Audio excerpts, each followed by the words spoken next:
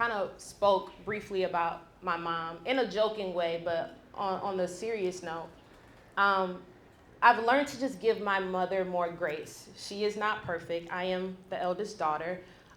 She had me young, and it's so easy to just have this animosity towards your parents. But I think when you become a parent, I'm not a parent yet, but I would like to imagine when you become a parent, you understand that your parents don't got it all figured out.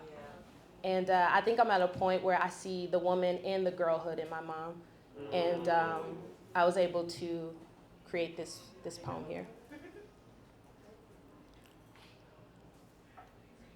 There are some things Mama is ashamed to speak of.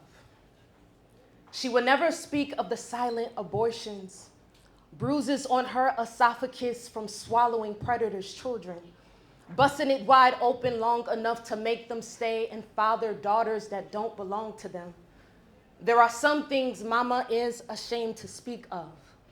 All the pretending she did in her 20s, going to sleep with riots in her pelvis, undergarments soaked in blood, pretending the violence never happened to her, never happened to us, the men that bullied my mother into fetus position. She is no stranger to broken glass, police reports, tucking her sins in her blouse before feeding gospel to a congregation on Sundays. I am the eldest daughter of a woman who is slow to apologize, but means well. She is fluent in the language of survival. She can make ends meet being mama during the week and father on weekends with 2 baby girls in hand pursuing a master's degree. In fear of what may happen to her daughters, she taught us to be silent. Don't scream when in danger, but endure. Be small, be invisible ink. Your life depends on your silence. Be irreplaceable because one day you won't be somebody's daughter anymore, but Mama, you are still somebody's daughter. Mama, you will always be my God and universe, and I will always bring my broken pieces to your altar. I could never hate or despise my mother. We both had too much Neptune in our blood, renegade women with sin in our palm, the villain of someone's story. I know my mama don't mean to hurt me, but this is all she's ever known. So I pull the thorns out of my heart with teeth. I suck the venom out of my blood. I jump as high as I can to meet her expectations, to be perfect, to be ambitious, to be an overachiever, but that still ain't enough for her. But my mama still deserves a renaissance. A catwalk in vogue down the runway, stunning how flawless forgiveness can look on a woman. One day my mother's shame will collapse in my arms and I'll be there to catch her.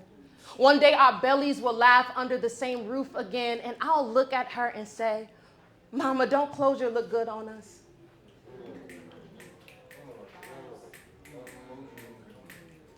I will look at her and say, Mama, don't closure look good on us? Don't we look like sisters meeting each other for the first time?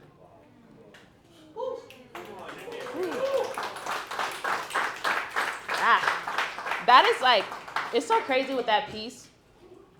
I'm really nervous to share that online, to be honest. I've been debating if I would share that online because I'm always thinking, what is my mom going to think when she sees that? And I am actively repairing my relationship with her.